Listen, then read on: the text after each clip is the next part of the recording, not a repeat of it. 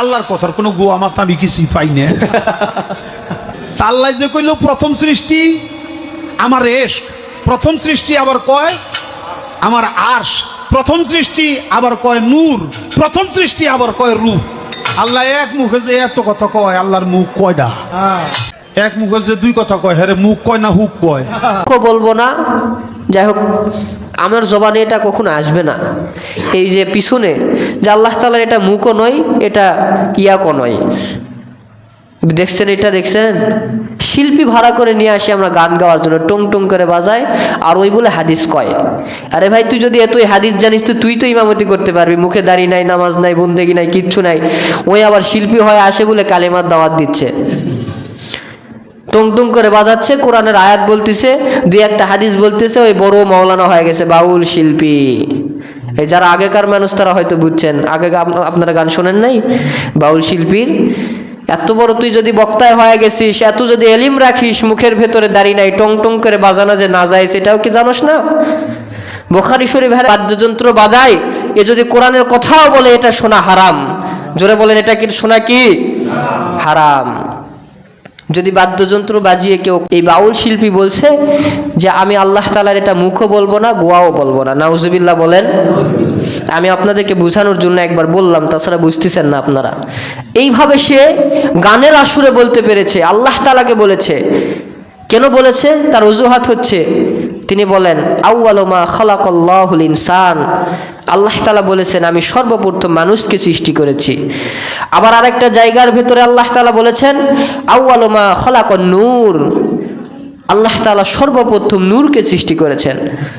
আউয়ালু মা খালাকাল কলম, আল্লাহ তাআলা আগে মানুষের কলবকে সৃষ্টি করেছেন। আউয়ালু মা খালাকাল ইনসান, আউয়ালু মা খালাকাল্লাহুল কলম, আল্লাহ তাআলা সর্বপ্রথম কলম সৃষ্টি করেছেন। এই যে আল্লাহ তাআলা এত কথা বললেন, সর্বপ্রথম এটা করেছেন, ওটা করেছেন, ওটা করেছেন, একটা মুখে যদি 14 কথা বলা হয় তাহলে এটা মুখ থাকে? ওনার বক্তব্য এটা আমি আপনাদেরকে বললাম রিপিট করে, উনি এভাবে বলতেছেন। এখন আসেন আল্লাহ তাআলা কোরআনুল কারীমের ভিতরে, আরে ভাই আপনি বক্তা হয়ে বসলে তো এলিম লাগবে, আপনি কোরআনের তাফসীর না বুঝলে তো আউল ফাউল কথাবার্তা বলবেন। আপনি কোরআনের অর্থ যদি না বুঝেন তাহলে তো আপনি বলবেন যে আল্লাহ এগুলো খুব ভুল বলেছে। আল্লাহ তাআলা অন্য আয়াতের ভিতরে বলেছেন যে আমি আল্লাহ তাআলা এমন একজন আল্লাহ, আমি আল্লাহ তাআলা কেমন, আমার মুখ আছে না, জবান আছে না, চেহারা আছে, এটা কখনো আনুমানিক বা অনুসরণ বা অনুমানিকও করা চলবে। আল্লাহ তাআলার মুখ নাই, জবান নাই, কোনো কিছু নাই। আর আল্লাহ তাআলা বলেন আমার কিতাবের ভিতরে আমার যখন যেটা ইচ্ছা হয়েছে আমি তখন সেটা বর্ণনা করে দিয়েছি। এখন আপনি যদি এটা বলেন যে কোরআনে আল্লাহ এক কথা বারবার বললেন কেন, প্রথম এটা সৃষ্টি করেছি, আবার বলে প্রথম ওটা সৃষ্টি করেছি, আবার বলে প্রথম ওটা সৃষ্টি করেছি, তার মানে আল্লাহ মিথ্যাবাদী, এরকম যদি আপনি বলেন তাহলে আপনার কখনো ঈমান থাকবে না। মিথ্যাবাদী তো এটা একটা ছোট্ট গাল, ও যে গালটা দিয়েছে এটা কখনো জবানে আনা চলবে না, আনলে ঈমান থাকবে না। তো আবার একে পুলিশে ধরেছে, একদল আবার সাপোর্ট করতেছে, বাউলকে যদি ধরা হয় তাহলে আরগুলাকেও তো ধরতে হবে। তো যারা কাফের হয়ে যায়, কাফেরকে যারা সাপোর্ট করে তারাও কি হয়ে যায়? কাফের হয়ে যায়। যারা কাফেরকে সাপোর্ট করেছে, যা করতেছে, এরাও কাফের। এরা যদি বক্তাও হয় এদের বয়ান শুনে একেবারে বিলকুল হারাম। জোরে বলেন কি বিলকুল হারাম। যারা এদের বয়ান শুনবে তারাও কাফের মুশরিক হয়ে যাবে, বিনা হিসাবে জাহান্নামে চলে যাবে। নবীর কথা বাদ দেন, আল্লাহ তাআলা স্বয়ং আল্লাহকে নিয়ে যে ব্যক্তি ইজ্জত নিয়ে টানাটানি করতে পারে তার কখনো ঈমান থাকতে পারে? আল্লাহ তাআলা কোরআনুল কারীমের ভিতরে বলেছেন ওমা মিন দাব্বাতিন ফিল আরদি ইল্লা আলাল্লাহি রিজকুহা, আমি মানুষকে রিজিক দান করি, আমি আল্লাহ ছাড়া কেউ রিজিক দান করতে পারবে না। তাহলে এই মানুষই আল্লাহ রিজিক খাওয়ার পরে, আল্লাহর জমিনে থাকার পরে, আল্লাহ তাআলা নিয়ামতগুলিকে অনুসরণ করার পরে এই ব্যক্তিরা আল্লাহ তাআলাকে কিভাবে অস্বীকার করে, কিভাবে গালি দিতে পারে? এই কারণেই আমি বললাম 18 কোটি মাখলুকাতের ভেতরে আল্লাহকে গালি দেয়, আল্লাহকে নিয়ে হাসি ঠাট্টা করে, আল্লাহর আনুগত্য করে না মাত্র একটা জাতি, সেটা হচ্ছে মানুষের জাত। সেটা হচ্ছে কিসের জাত? মানুষের জাত। তাহলে আমরা কতটা খারাপ হয়ে গেছি। 18 কোটি মাখলুকাতের ভেতরে একমাত্র আমরাই খারাপ। একমাত্র কারা খারাপ? আমরাই খারাপ। আমি আপনাদেরকে এটা বুঝাইতেছিলাম কোরআনের কথা বাদ্যযন্ত্র দ্বারা বললে এটা শোনা বিলকুল হারাম। জোরে বলেন কি? আগেকার যুগে তো বাউল শিল্পীরা এসে গান গয়ে গয়ে বলছে, বলে নাই?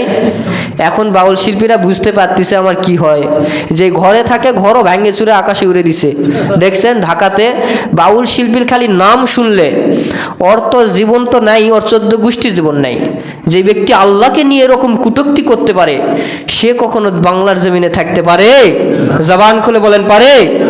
কখনো বাউল শিল্পীকে এনে গ্রামে গান গুজব এগুলো কখনো করবেন? এরা ইসলামকে নিয়ে হাসি ঠাট্টা বানিয়েছে, ইসলামকে নিয়ে আল্লাহকে নিয়ে এরা কুটুক্তি করা শুরু করে দিয়েছে। এদেরকে কখনো মানা চলবে? মুখে দাড়ি নাই, নামাজ পড়ে না, ইবাদত করে না, এরা আবার অজুহাত দেয় আল্লাহ কোথায় নামাজের কথা বলেছে? আল্লাহ তো সালাত কায়েম করতে বলেছে। বেয়াদবের বাচ্চা, সালাত কায়েম করা কাকে বলে তুই বুঝিস? কায়েম করা কাকে বলে? প্রতিষ্ঠিত করা। প্রতিষ্ঠিত তুই করবি না তো তোর বাবা করবে? প্রতিষ্ঠিত যদি আমি না করি আমার বাবা করবে, আমার দাদা করবে? আমি যদি হুজুর হয়ে প্রতিষ্ঠিত না করি আমার মুসল্লিরা কিভাবে প্রতিষ্ঠিত করবে বলেন? তাহলে প্রতিষ্ঠিত কাকে করতে হবে? আমাকে করতে হবে, আপনাকে করতে হবে। আপনি যখন নামাজ প্রতিষ্ঠিত করবেন আপনার সন্তানও দেখা দেখি নামাজ প্রতিষ্ঠিত করবে। আপনি যখন নামাজ প্রতিষ্ঠিত করবেন আপনার দেখা দেখি আপনার স্ত্রী নামাজ প্রতিষ্ঠিত করবে। তাহলে যারা এগুলা কথা বলে এদেরকে ধরে বাঁধে পিটে এই বাংলাদেশ থেকে তাড়িয়ে দেওয়া দরকার। এদের কারণে ইসলাম নিয়ে এত ফেরকা, মুসলমানের ভিতরে এত সমস্যা খালি এদেরকে নিয়ে। আল্লাহ তাআলা কোরআনুল কারীমের ভিতরে সুন্দর করে বলে দিয়েছেন, ইয়া আইয়ুহাল্লাযীনা আমানু কুতিবা আলাইকুমুস সিয়াম কামা কুতিবা আলাল্লাযীনা মিন ক্বাবলিকুম লাআল্লাকুম তাত্তাকুন। আল্লাহ তাআলা কোরআনুল কারীমের ভিতরে সুন্দর করে বলে দিয়েছেন, এই পৃথিবীর বুকে যত মানুষ রয়েছে এই সব মানুষদের উপরে আমি আল্লাহ নামাজ রোজাকে ফরজ করে দিয়েছি। 3 নম্বরে পর্দাকে ফরজ করেছি। যারা এই ফরজ বিষয়গুলোকে অমান্য করতে চায়, যারা ফরজ বিষয়গুলোকে মানে না, এরা কখনো মুসলমানের কাতারে পড়ে না, এরা বিলকুল কাফের হিসাবে সাব্যস্ত হবে। ঠিক কি না? আর কাফের মুশরিকেরা কখনো জান্নাতে যেতে পারে না। কাফের মুশরিকদের জন্য আমার আল্লাহ জান্নাতকে রাখেন নাই। এখন আমরা কাফের বলতে একটাই বুঝি, রাসূলের যুগে যারা ঈমান আনে না তারাই মনে হয় কাফের, কিন্তু নয়, তারা তো কাফের আলাদা। বর্তমান জামানায় হাজার হাজার কাফের বাহির হয়েছে। যারা বলে নামাজ পড়ার দরকার নাই, যারা বলে রাসূলকে মানা যাবে না, যারা বলে সুন্নাতকে অনুসরণ করা যাবে না, যারা বলে আল্লাহ কোরআনে ভুল কথা বলেছেন, এদেরকে কখনো মুসলমান বলা যাবে? জবান খুলে বলেন যাবে? এদেরকে কখনো মুসলমান বলা যাবে না। আমার আল্লাহ তাআলা সূরা কলমের ভেতরে সুন্দর করে বলে দিয়েছেন, উতুল্লিম বাদা যালিকা জানিম আন কানা জামালি ওয়া বানিন। আল্লাহ তাআলা সুন্দর করে বলেন, পৃথিবীর বুকে যারা কোরআনের কথাগুলোকে পছন্দ করতে পারে না, কোরআনের কথাগুলোকে যারা অনুসরণ করে না, কোরআনের কথাগুলো শুনলে যাদের মাথা গরম হয়ে যায়, কোরআনে আল্লাহ যে হুকুম করেছে যেটা কঠিন মনে হয় সেটাকে বাদ দিয়ে দেয়, আর যেটাকে সহজ মনে হয় এইটাকে সুন্দর করে যারা আদায় করে, মনে রাখবা এরাই হচ্ছে সেই কাফের অন্তর্ভুক্ত, এরাই হচ্ছে জাহান্নামী। ঠিক কি না? যারা কোরআনের ভিতরে আল্লাহ হুকুম করেছেন এটা আমার জন্য কঠিন, এটা বাদ দিয়ে দাও, আমার জন্য যেটা সহজ এইটাকে আমি পালন করব, তাহলে বুঝবেন এরা হচ্ছে এক প্রকার কাফেরদের অন্তর্ভুক্ত। জোরে বলেন কাদের? কাফেরদের অন্তর্ভুক্ত। এরা কখনো জান্নাতে যেতে পারবে? এদের কখনো জান্নাত ভাগ্যে জুটবে? এই জন্য বলতেছিলাম বাংলাদেশের ভেতরে যতগুলো মানুষ রয়েছে, আমার আল্লাহ যত মাখলুকাতকে সৃষ্টি করেছেন, আল্লাহ তাআলা বলেন ওয়ালাকাদ কাররামনা বানি আদম, আমি আল্লাহ তাআলা আদম সন্তানদেরকে শ্রেষ্ঠ করে বানিয়েছি। আবার আল্লাহ তাআলা বলেন ওয়ালা খলাকাল ইনসানা যায়ীফা, আমি মানুষদেরকে অত্যন্ত দুর্বল করে বানিয়েছি। আচ্ছা বলেন তো দুর্বল মানুষেরা কিভাবে শ্রেষ্ঠ হই হইতে পারে।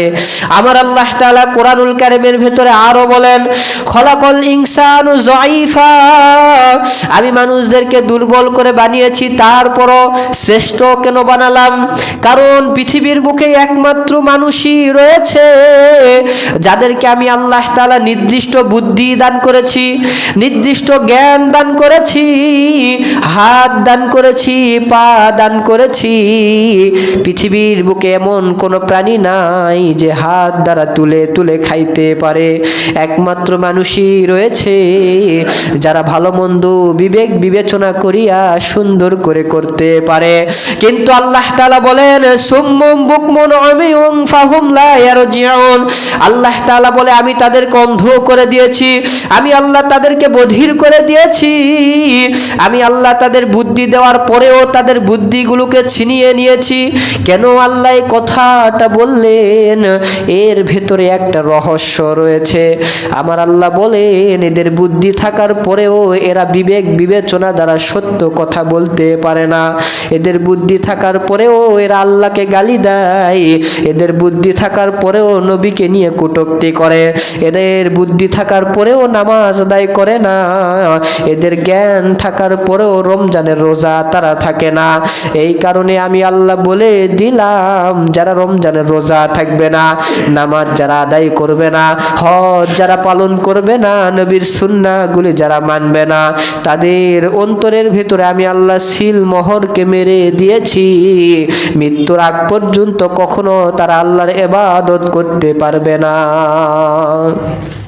কখনো তারা কি করতে পারবে না? আল্লাহর ইবাদত করতে পারবে না। আমরা মনে মনে ভাবতেছি আজকে নামাজ পড়বো না, আরো 10 বছর পরে পড়বো, আমি বিয়ে করার পরে পড়বো, আমি মুরব্বী হওয়ার পরে পড়বো। খোদার কসম, এই সুযোগটা আল্লাহ তাআলা আপনাকে আর দান করবে না। যেই ব্যক্তি মনে মনে চিন্তা করে আমি এখন ইবাদত করব না, 10 দিন পরে ইবাদত করব, যেই যুবক ভাইরা চিন্তা করে বিয়ে করার পরে ইবাদত করব, যেই যুবক বাবা যারা মনে মনে চিন্তা করো যে বৃদ্ধ হওয়ার পরে ইবাদত করব, যারা মনে মনে ভাবতেছো আমার দাড়িটা পেকে গেলে দাড়ি আমি রাখবো, আমার মাথার চুল পেকে গেলে মাথায় টুপি দেব। এখন যদি মাথার ভেতরে টুপি দেই মহিলারা পছন্দ করবে না, মাথাটা সুন্দর লাগবে না, চুলগুলি ঢেকে যাবে, আমার চুলের কাটিং কেউ দেখতে পাবে না। মেসি কাটিং, নেউমার কাটিং দিয়েছি, সুন্দর সুন্দর মাথার ভেতরে চুল রেখে কাটিং দিয়েছি, এত সুন্দর কাটিং আমার কেউ দেখতে পাবে না। মাথায় টুপি দিলে সবগুলো তো আমার ঢেকে যাবে। যারা মনে মনে এগুলো চিন্তা করেন, খোদার কসম করে বলি, মৃত্যুর আগে আমার আল্লাহ আপনাকে আর চুল কাটারও সুযোগ কখনো দিবে? জবান খুলে দিবে? কখনো দিবে না। আপনি নামাজ যদি পড়তে চান, আল্লাহ নামাজের সুযোগও দিবে না। আজরাইল আলাইহিস সালাতু ওয়াস সালাম সামনে যখন আসবে, আপনি বলবেন এক ওয়াক্ত নামাজটা পড়ে আসি, 1 রাকাত নামাজ পড়ে আসি, আপনি একটু অপেক্ষা করুন, তারপরে আমার জানটা নিয়েন। কখনো সুযোগ থাকবে? জবান খুলে বলেন থাকবে? এই জন্য পৃথিবীর বুকে বিশ্বনবী আমার বলেছে, আমাকে ভালোবাসো, আমাকে মহব্বত করো, আমার কথাগুলো অন্তরের ভেতরে চিন্তা করো, আমি নবীর সুন্নতগুলি মানো। যদি ইবাদত না করতে পারো, আমি নবীর সুন্নতগুলি মানার কারণে আমি নবী সুপারিশ করে তোমাকে জান্নাতে দিয়া দিব। আল্লাহু আকবার বলেন। রাসূলের সীমাহীন ভালোবাসা ছাড়া ঈমানের এতটুকু নেই, দাম নেই। সকলে জবান খুলে পড়েন। রাসূলের সীমাহীন ভালোবাসা ছাড়া ঈমানের এতটুকু নেই, দাম নেই। ঈমানের গভীরতা কার বুকে কত, ঈমানের গভীরতা কার বুকে কত, পরখ করার দিন এলো সামনে। রাসূলের সীমাহীন ভালোবাসা ছাড়া ঈমানের এতটুকু নেই, দাম নেই। বলেন তো, রাসূলের ভালোবাসা ছাড়া কখনো ঈমান নিয়ে কবরে যাইতে পারবেন? বলেন পারবেন? এই জন্যই কবি বলেছেন, পরখ করার দিন এলো সামনে, মানে পরখ করার দিন এলো সামনে, মানে মাহে রমজান। আমাদের সামনে মাহে রমজান আসতেছে। এই রমজানই একমাত্র আল্লাহ তাআলা সন্তুষ্টি অর্জন করার মাধ্যম। এই রমজানই একমাত্র ইমানদার বান্দাদেরকে চিনার মাধ্যম। এই জন্য আমাদের সামনে রমজান মাস আসতেছে। আমরা এখন থেকে পাক্কা নিয়ত করে ফেলবো যে রমজান মাসে 30টা রোজা ধরেই রাখবো সকলে জবান খুলে বলেন ইনশা। আবার এরকম চিপা চাপা যায় বিড়ি খাবো, চিপা চাপা যায় ভাত খাবো, হোটেলগুলো ঢাকে ঢাকে দেয়। রমজান মাস আসলে হোটেল ঢাকে দিবে যে আমার খরিকদারেরা আসে চুপি চুপি লুকে লুকে ভাত খাবে, বিড়ি খাবে, খরিকদারও বেশি হবে, টিভি লাগায় দিবে। এরকম নিয়ত করেন না। যদি এর আগেই মারা যান তো পাক্কা জাহান্নামী। আর রমজান আসার আগে যদি নিয়ত করেন যে আল্লাহ ওই চিপা চাপা যায় আর ভাতও খামো না, ওই চিপা চাপায় যায় বিড়িও খামো না, সিগারেটও খামো না, একবার পাক্কা নিয়ত 30টা রোজা ধরেই থাকবো। এই নিয়তটা করে ফেলেন। যদি রমজান আসার আগেই আল্লাহ না করুক আপনি ইন্তিকাল করেন বিনা হিসাবে জান্নাতি। আল্লাহু আকবার বলেন। আল্লাহ তাআলা আমাদের নিয়তকে কবুল করুক। সকলে বলি আমিন। ওয়া আখিরু দাওয়ানা আলহামদুলিল্লাহি রাব্বিল আলামিন।